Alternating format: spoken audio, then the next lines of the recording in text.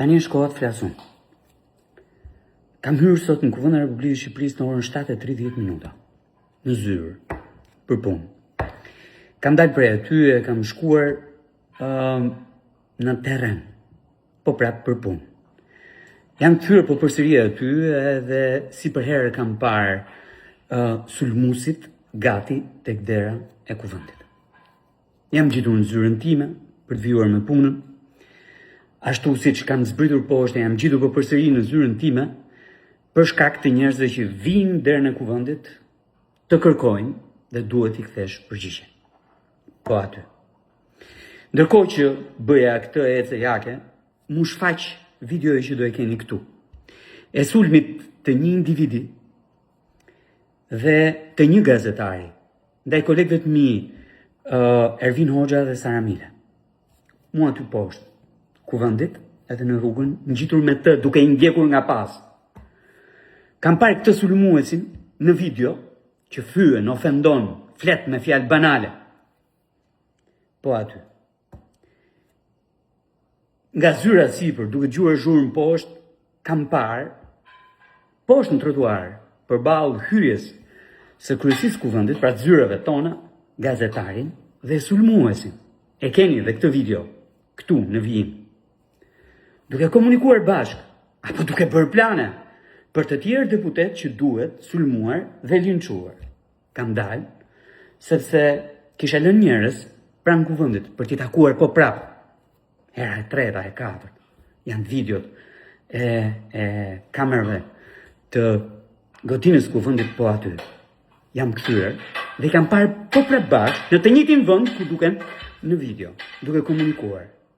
I kam parë të sulmojnë, të vinë drejt me vrap, që të dy dhe natyrisht kam zgjatur dorën, kam vënë për të krijuar distancën pikërisht me gazetarin, të cilin e kam respektuar më shumë se çdo tjetër. Kam vënë dorën për të krijuar distancë. Patjetër, kur kam parë sulmuesin vi drejt meje, e kam shtyr edhe këtë gazetarin pjesë e sulmit.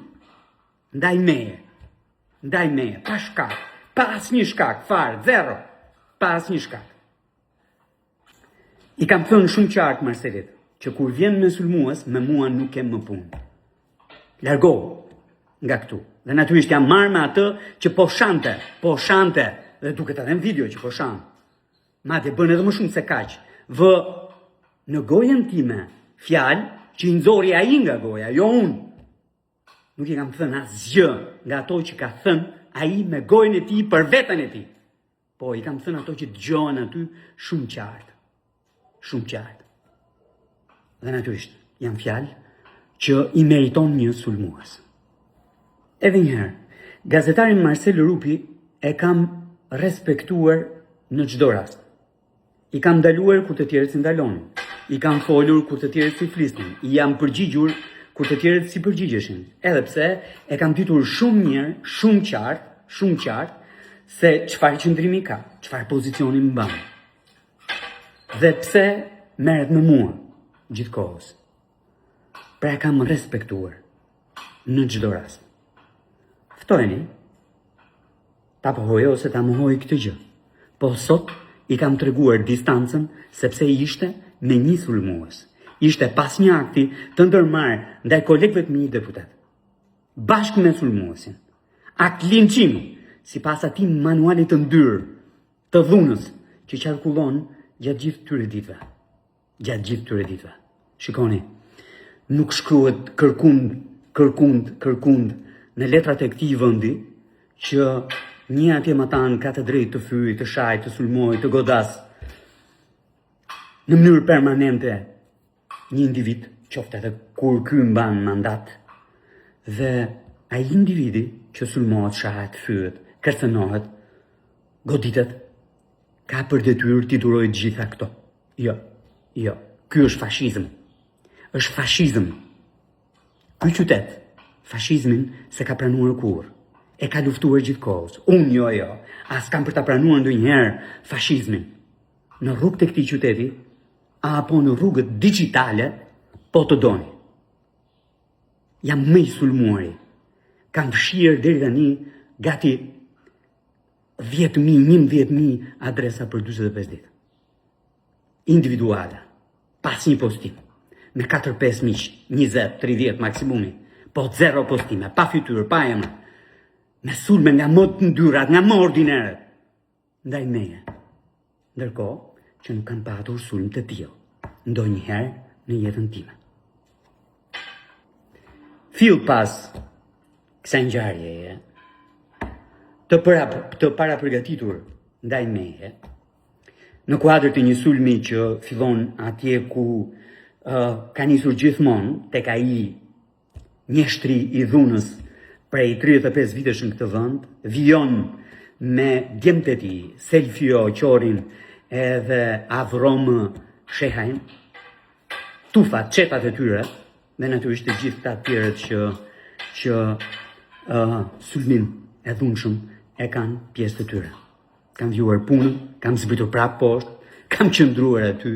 I fundit ishte një qytetar nga Burreli që kërkonte ndihmë për të marrë ilaçet në QSUT, e që unë besoj që u zgjidhe dhe ai problem, siç bëj çdo ditë.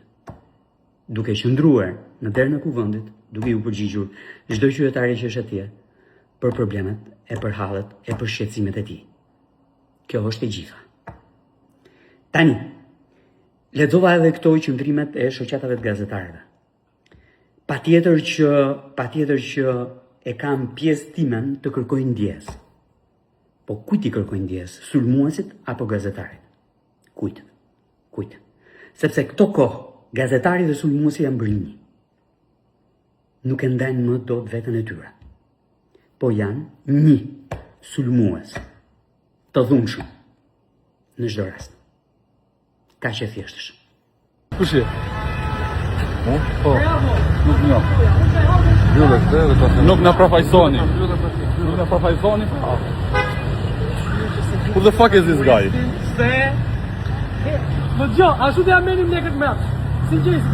Who the fuck is this guy? Agu janë të tre bashkë.